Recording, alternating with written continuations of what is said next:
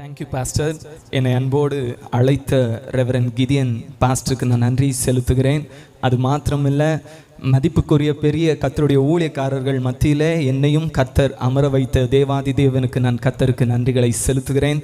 அது மாத்திரமில்லை, இன்றைக்கு உங்கள் மத்தியில் உங்களை எல்லாம் பார்ப்பதில் நான் மிகுந்த சந்தோஷம் அடைகிறேன். ஆண்டவருடைய வார்த்தையை உங்களோடு பகிர்ந்து கொள்வதற்கு முன்பதாக ஒரே ஒரு பாடலில் ஒரே ஒரு சரணத்தை மாத்திரம் நான் பாடி ஆண்டவருடைய வார்த்தையை நாம் கேட்க போகிறோம்.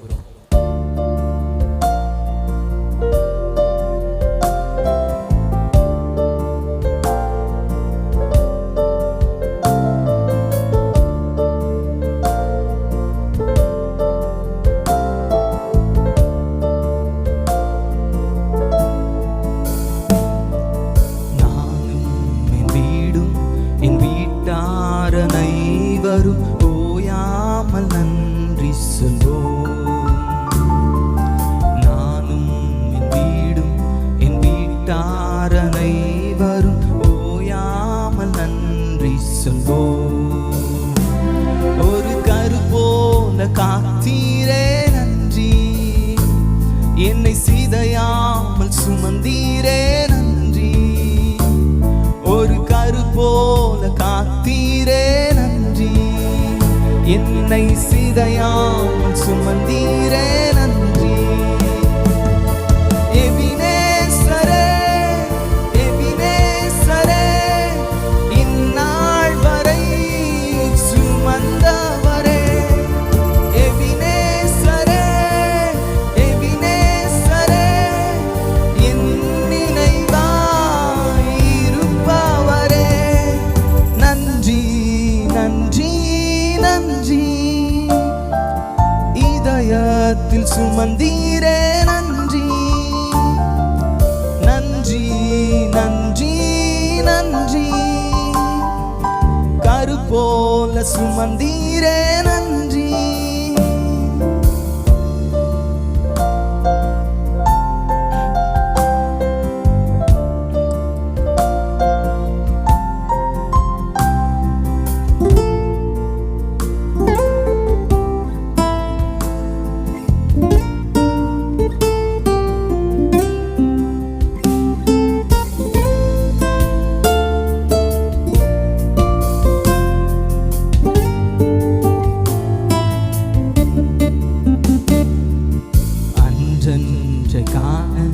என் தேவைகள் யாவையும் உம் கரம் நல்கியதே.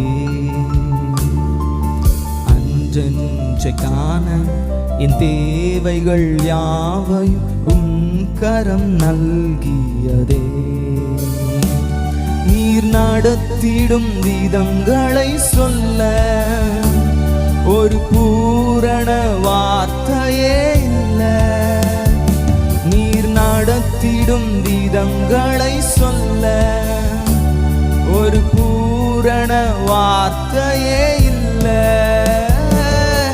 எபினேசரே எபினேசரே, இந்நாள் வரை சுமந்தவரே. எபினேசரே எபினேசரே, என் நினைவாய் இருப்பவரே. நன்றி நன்றி நன்றி, இதயத்தில் சுமந்தீரே நன்றி. நன்றி நன்றி நன்றி, கரு போல சுமந்தீரே நன்றி. ஹல்லேலூயா ஹல்லேலூயா ஹல்லேலூயா. உங்களை எல்லாம் பார்ப்பதில் மிகுந்த சந்தோஷம். ஒரு 10 நிமிஷம் மாத்திரம் உங்களுடைய ஒவ்வொருடைய கவனத்தையும் நான் வேண்டிக் கொள்ளுகிறேன். நாம் ஆண்டவருடைய வார்த்தை கேட்க போகிறோம். ஆண்டவருடைய வார்த்தை நீங்க எங்கிருந்து கேட்டாலும் அவருடைய வார்த்தைக்கு நீங்க கனம் கொடுக்கும்படிக்கு உங்க காதுகளை, உங்க செவிகளை, உங்க இருதயங்களை நீங்கள் திறந்து ஆண்டவருடைய வார்த்தை கேட்கும்படிக்கு உங்களை உற்சாகப்படுத்துகிறேன். இன்றைக்கும் இதற்கு என்னை அழைத்து நான் ஆண்டவருடைய சமூகத்தில் உட்கார்ந்து இருக்கும் போது ஒரு வாலிபனை குறித்து கர்த்தர் என் இருதயத்தில் வைத்தார். இந்த வாலிபனை குறித்து, இந்த வாலிபனுடைய வாழ்க்கையில அவன் பெற்ற நன்மைகளை நான் உங்க வாழ்க்கையில இன்றைக்கு உங்களோடு பகிர்ந்து கொள்ள நான் விரும்புகிறேன். இன்றைக்கு நீங்க எல்லாம் gift வாங்குறதற்காக, பிரைஸ் வாங்குறதற்காக ரொம்ப ஆயத்தத்தோடு எதிர்பார்ப்போடு நீங்க காத்து கொண்டு இருக்கிறீங்க. ஆனா இன்றைக்கு நான் உங்களிடத்துல பகிர்ந்து கொள்ள போகிற ஒரு செய்தி, இதை நீங்கள் செய்வீர்களே ஆனால் உங்க வாழ்க்கையில நீங்க எப்பவுமே ஃபர்ஸ்டா தான் இருப்பீங்க, செகண்டா கூட இருக்கவே மாட்டீங்க. இதை நீங்க அதனால கவனமாய் கேட்கும்படிக்கு உங்களிடத்துல நான் தாழ்மையோடு வேண்டிக் கொள்கிறேன்.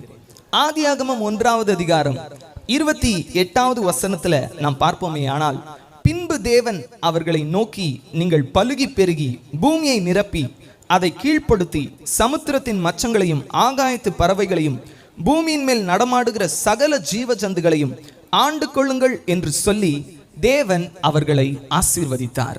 இங்கே தேவன் ஆதாமை ஆசீர்வதிக்கிறதை நாம் பார்க்கிறோம். என்ன ஆசீர்வாதம்? சகலவற்றையும் ஆண்டு கொள்ளுங்கள் என்கிற ஆசீர்வாதத்தை தேவன் ஆதாமுக்கு சொல்லுகிறார். ஆனா நாம் இந்த வசனத்தை வாசிக்கும் போது பின்பு தேவன் அவர்களை நோக்கி என்று சொல்லப்பட்டிருக்கிறது. மல்கியா 2வது அதிகாரம் 15வது வசனத்தை நீங்கள் வாசிக்கும் போது, அவர் ஒருவனை அல்லவா படைத்தார், ஆவி அவரிடத்தில் பரிபூரணமாய் இருந்ததே. இது எதை குறிக்கிறது அப்படின்னா, ஆதாம்குள்ள இருந்து ஆதாமுடைய எலும்பில இருந்துதான் ஏவாள் எடுக்கப்படுகிறாங்க. அதனால அந்த ஆசீர்வாதத்தை கர்த்தர் இவர்களுக்கு சொல்லுகிறார். இந்த வார்த்தையிலிருந்து நாம் பார்க்கிறோம், ஆதாம் எப்படிப்பட்டவனா இருந்தான். நம்ம பாஷையில சொல்லணும்னா, வாலிபர்கள் பின்னாடி இருக்கிற வாலிபர்கள் கவனிங்க, நம்ம பாஷையில சொல்லணும் அப்படின்னா, இந்த வாலிபன் சிங்கிளா இருந்தான். எப்படி இருந்தான்?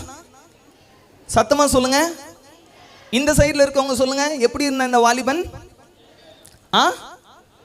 சிங்கிளா இருந்தான். ஒரு வாலிபனாக ஆதாம் இங்கே இருக்கிறார். இந்த வாலிபனுக்கு ஆண்டவர் சொல்லுகிறார், சகலவற்றையும் ஆண்டு கொள்ளுங்கள். ஆண்டு கொள்ளுங்கள் என்கிற ஒரு பெரிய தரிசனத்தை இந்த வாலிபனாகிய ஆதாமுக்கு கர்த்தர் சொல்லுகிறார். ஆனால் 3வது அதிகாரத்தில் நாம் பார்க்கிறோம், அவன் துரத்தப்படுகிறான். அந்த இடத்தை விட்டு கர்த்தர் அவனை துரத்துகிறார். 3வது அதிகாரம் 24வது வசனத்தில் பார்க்கிறோம், அவர் மனுஷனை துரத்தி விட்டு. ஆண்டவர் நாம் ஒவ்வொருவருடைய வாழ்க்கையிலும் ஒரு பெரிய தரிசனத்தை வைத்திருக்கிறார். வாலிப பிள்ளைகளா இருக்கட்டும், பெரியவர்களா இருக்கட்டும், மூப்பர்களா இருக்கட்டும், யாரா இருந்தாலும் அவர்களுடைய வாழ்க்கையில கர்த்தர் ஒரு தரிசனத்தை வைத்திருக்கிறார். ஆனா இன்றைக்கு பொதுவாக வாலிபர்கள், சிறு பிள்ளைகள் எல்லாம் என்ன நினைக்கிறாங்க, நமக்கு ஒரு அம்மா அப்பா ஆண்டவர் கொடுத்துருக்காரு, நம்ம படிக்கணும், நம்ம வேலைக்கு போகணும், வேலைக்கு நம்ம ஒரு வேலைக்கு போவோம், அது ஒரு வேலை கிடைக்கும், அதில் எப்படியாவது கொஞ்சம் காசு சம்பாதிக்கணும், கல்யாணம் பண்ணணும், பிள்ளைகளை பெற்றெடுக்கணும், அப்புறம் இது ஒரு வழக்கமாக வாழ்க்கை வாழ்ந்து போகிற ஒரு சூழ்நிலைகள் தான் இன்றைக்கு அநேக வாலிபர்கள் இதை நினைத்து இப்படிதான் அவர்களுடைய வாழ்க்கையில செயல்பட்டு கொண்டிருக்கிறார்கள். ஆனா ஆண்டவர் மனிதனுக்கு நினைத்த தீர்மானம், அவருடைய நினைவு என்ன அப்படின்னா, அவன் சகலவற்றையும் ஆண்டு கொள்ள வேண்டும் என்பதுதான் ஆண்டவருடைய திட்டம். இங்கே ஆண்டவர் ஆதாமுக்கு 2 மரங்களை குறித்து சொல்லுகிறார். நல்ல கவனிங்க, 2 மரங்களை குறித்து சொல்லுகிறார்.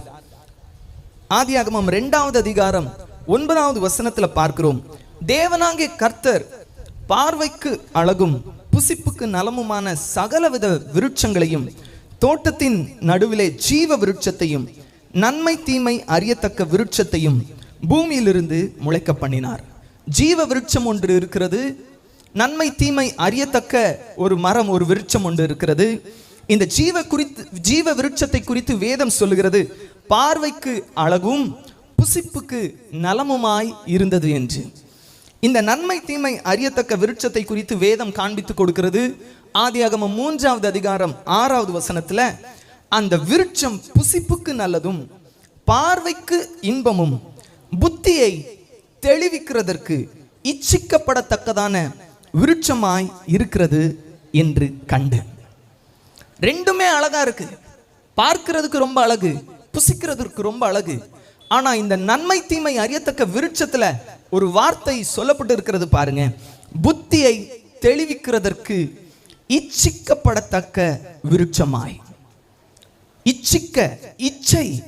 இச்சை என்கிற ஒரு பொருளை, ஒரு வார்த்தையை நாம் இதில் கவனித்து பார்க்கிறோம். இன்றைக்கு வாலிப பிள்ளைங்க நிறைய பேர் இருக்கிறீங்க. இந்த இச்சை என்ன இச்சை அப்படின்னா, புத்தியை தெளிவிக்கிற இச்சை. புரியும்படிக்கு உங்களுக்கு சொல்லணும்னா, ஆதாமுக்கு ஆண்டவர் சகல ஞானத்தை கொடுத்திருந்த போதும் என்ன ஞானத்தை கொடுத்திருந்தாரு? எல்லா மிருக ஜீவன்களுக்கும் பேரை யோசிக்காம வைக்கிற அளவுக்கு ஒரு ஞானத்தை ஆதாமுக்கு கர்த்தர் கொடுத்திருந்தார்.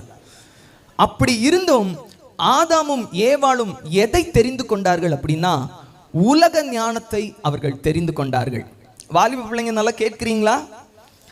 உலக ஞானத்தை அவர்கள் தெரிந்து கொண்டார்கள். தானியேல் 12வது அதிகாரம் 4வது வசனம் சொல்கிறது, அறிவும் பெருகிப்போம். இந்த நாட்கள்ல அறிவுக்கு பஞ்சம் கிடையாது. இன்றைக்கு ஒரு மனிதனை குறித்து நாம் பார்க்கும்போதே, வாலிப பிள்ளைகளை குறித்து பேசும்போதே, என்ன படிச்சிருக்காங்க, என்ன டிகிரி, என்ன காலேஜ், என்ன வேலை, இதையெல்லாம் எதை வைத்து அப்படின்னா அவர்களுடைய அறிவை வைத்து. அறிவின் பெருக்கத்தின் வருஷம். இந்த நாட்களில் பிள்ளைகளுக்கு எல்லார் கையிலையும் மொபைல் ஃபோன்ஸ் இருக்குது, எல்லார்கிட்டையும் ஈஸி ஆக்சஸ் இன்டர்நெட் இருக்குது. எதனாலும் ஒரு செகண்டில் எடுத்துக்கொள்ளலாம், எதனாலும் தெரிந்து கொள்ளலாம், ஃபோன் இருக்கு.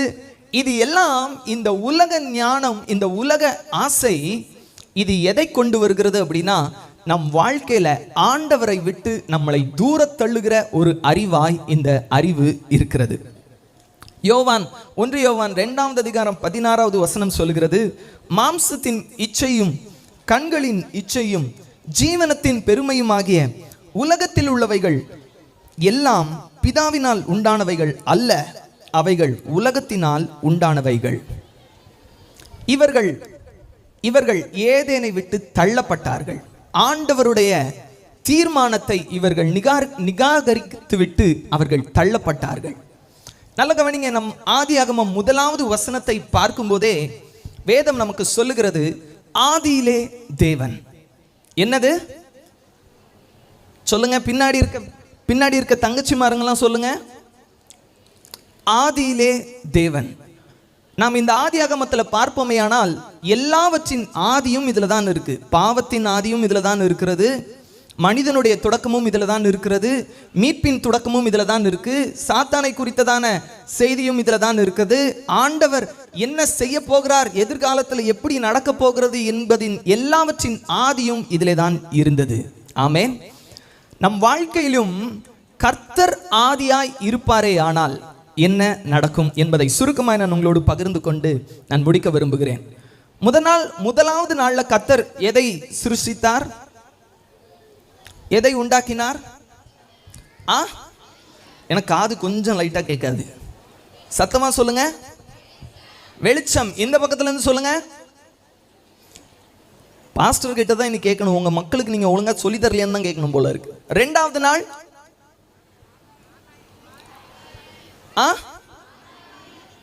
சொல்லுங்க, சத்தமா சொல்லுங்க. 3வது நாள்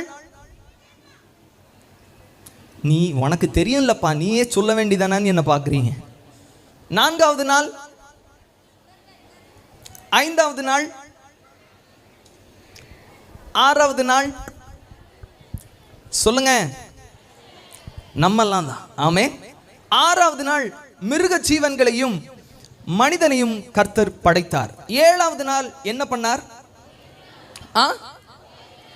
7வது நாள் கர்த்தர் ஓய்ந்திருந்தார். எதற்கு ஓய்ந்திருந்தார்? டயர்ட் ஆயிட்டாரா? ராலி போயிட்டு வந்தாரோ அவரும்? சொல்லுங்க, யாருக்காவது தெரியுமா? சரி, எனக்கு தெரிஞ்சது நான் சொல்றேன். 7வது நாள் எதற்கு கர்த்தர் ஓய்ந்திருந்தார்னா, கர்த்தருக்கு அது 7வது நாள், ஆனா மனிதனுக்கு அதுதான் முதல் நாள். ஆமென். ஆண்டவர் எதற்கு ஓய்ந்திருந்தார்னா, மனிதனோடு பேசுவதற்காக, அவனோடு உறவாடுவதற்காக கர்த்தர் ஓய்ந்து இருந்தார். ஆதாம், அவனை கர்த்தர் மண்ணினாலே உருவாக்கி சிருஷ்டித்து உயிர் கொடுக்கிறார், தம்முடைய ஜீவ சுவாசத்தை ஊதுகிறார், அவன் ஜீவ ஆத்மா ஆனான் என்று வேதம் சொல்லுகிறது. அவன் கண்ணை திறந்த உடனே யாரை பார்க்கிறான்? சொல்லுங்க, சொல்லுங்க. தப்பா சரியா? நீங்க சொல்றதுதான் கரெக்ட். சொல்லுங்க, யாரை பார்க்கிறான்? உருவாக்கின சிருஷ்டித்தவரை பார்க்கிறான். அவன் ஆண்டவரை பார்த்த உடனே வேதம் சொல்லுகிறது, 2வது அதிகாரம் 3வது அதிகாரத்தில் நாம் பார்த்தோமே ஆனால், ஆதாமுக்கு தேவையானவைகள் எல்லாவற்றையும் கர்த்தர் அவனுக்கு கொடுத்தார். இந்த நாள்ல ஆண்டவரை முதன்மையாய் நீங்கள் உங்கள் வாழ்க்கையில பார்ப்பீர்களே ஆனால், ஆதாமுக்கு என்னெல்லாம் கொடுத்தாரோ அதை உங்களுக்கும் தருவார். ஆமேன். ஒரு ஆமேன் வந்துச்சு. அந்த ஆமேனுக்கு கண்டிப்பா தருவார். என்ன தருவார்? முதலாவது, ஏற்ற மனைவியை கர்த்தர் கொடுத்தார். இரண்டாவது, அவனுக்கு ஒரு நல்ல வேலையை கொடுத்தார். ஏதேன் தோட்டத்தின் விருட்சங்களை பராமரிக்கிறதற்கான வேலையை கொடுத்தார். மூன்றாவது, அவன் தங்குவதற்கு ஏதேன் தோட்டத்தையே கர்த்தர் கொடுத்தார். இந்த ஆதியாகமம் 1வது அதிகாரத்தை நீங்க பார்ப்பீர்களே ஆனால், ஒவ்வொரு நாளும் ஆண்டவர் ஒரே ஒரு காரியத்தை மட்டும் செய்து கொண்டே இருந்தார். தம்பிமார்கள், தங்கச்சிமாருங்க, இந்த ஒரு வார்த்தை 2 minutesல நான் முடிச்சிட்டேன், அவ்வளவுதான். இந்த ஒரே ஒரு காரியத்தை மாத்திரம் ஆதாம் செய்து கொண்டே இருந்தான். ஆண்டவர் செய்தார்.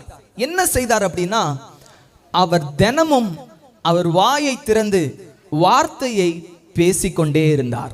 என்ன பண்ணிட்டு இருந்தாரு? வார்த்தையை பேசிக்கொண்டே இருந்தார். வெளிச்சம் உண்டாக கடவது, இப்படி ஒவ்வொரு நாள் அவர் பேசிக்கொண்டே இருந்தார். 6வது நாள்ல மனுஷனை சிருஷ்டித்தார். அவர் பேசுகிறதெல்லாம் நன்றாக இருந்தது என்று நாம் வேதத்தில் பார்க்கிறோம். அந்த 1வது அதிகாரம் 27வது வசனத்தை நீங்கள் வாசித்து பார்ப்பீர்களே ஆனால், சும்மா நல்லா இல்ல, மிகவும் நன்றாக இருந்தது என்று நாம் வேதத்தில் பார்க்கிறோம். இன்றைக்கும் இந்த சத்தத்தை கேட்கிற வாலிப பிள்ளைகளா இருக்கலாம், பெரியவர்களா இருக்கலாம், மூத்த ஊழியக்காரர்களா இருக்கலாம், இன்றைக்கும் ஆண்டவர் பேசிக்கொண்டுதான் இருக்கிறார். அவருடைய சத்திய வார்த்தையை நம் அனைவருக்கும் கொடுத்திருக்கிறார். நாம் அனைவரும் இதை சுமந்து கொண்டிருக்கிறோம். நீங்கள் இந்த வார்த்தையை கேட்டு இதன்படி உங்க வாழ்க்கையை நீங்கள் நடப்பீர்களே ஆனால், உங்க வாழ்க்கையில எல்லாமே மிகவும் நன்றாய் இருக்கும். எப்படி இருக்கும்? மிகவும் நன்றாய் இருக்கும். இன்றைக்கு ஒருவேளை இங்க வந்திருக்கிற எல்லாருக்கும் பிரைஸ் கிடைக்காம போலாம், இல்ல சில பேருக்கு பிரைஸ் கிடைச்சிருக்கலாம். ஆனா மிகப்பெரிய கிஃப்டை கர்த்தர் நமக்கு கொடுத்திருக்கிறார். என்ன தெரியுமா? அவருடைய சுவாசத்தையே நமக்கு தந்து அவருடைய சாயலாய் நம்மளை மாற்றி இருக்கிறார். அது மாத்திரமல்ல, கொலோசியர் 1வது அதிகாரம் 27வது வசனம் சொல்லுகிறது, மகிமையின் நம்பிக்கையாக அவர் நமக்குள்ளே இருக்கிறார். லூக்கா 17வது அதிகாரம் 21வது வசனம் சொல்லுகிறது, தேவருடைய ராஜ்யம் உங்களுக்குள்ள இருக்கிறது.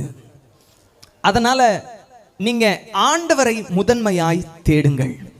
உங்க வாழ்க்கையில நீங்க எல்லா இடத்துலையும் ஃபர்ஸ்டா இருப்பீர்கள். வேதம் சொல்லுகிறது, சிங்கக்குட்டிகள் தாழ்ச்சி அடைந்து பட்டினியா இருக்கும், கர்த்தரை தேடுகிறவர்களுக்கோ ஒரு நன்மையும் குறைவு பராது. மத்தேயு 6வது அதிகாரம் 33வது வசனம் சொல்லுகிறது, முதலாவது தேவனுடைய ராஜ்யத்தையும் அவருடைய நீதியும் தேடுங்கள், இவைகள் எல்லாம் உங்களுக்கு கூட கொடுக்கப்படும். அதனால உலகத்துல பல தொழில்நுட்பங்கள், பல அறிவுகள் இருந்தாலும் தேவனை அறியணும், தேவனிடத்துல சேர வேண்டும், அவரோடு உறவு கொள்ள வேண்டும். அவரை உங்கள் வாழ்க்கையில ஆதியாக நீங்கள் வைத்து வாழ்வீர்களே ஆனால், உங்களை அந்தம் வரைக்கும் நடத்தி அவரோடு நித்திய ஜீவனை கொடுத்து அவரோடு சேர்த்து கொள்வார். அப்படி என்று சொல்லி நான் வாழ்த்தி இதை நான் முடிக்க விரும்புகிறேன். கர்த்தர் தாமே உங்கள் ஒவ்வொருவரையும் ஆசீர்வதிப்பார்.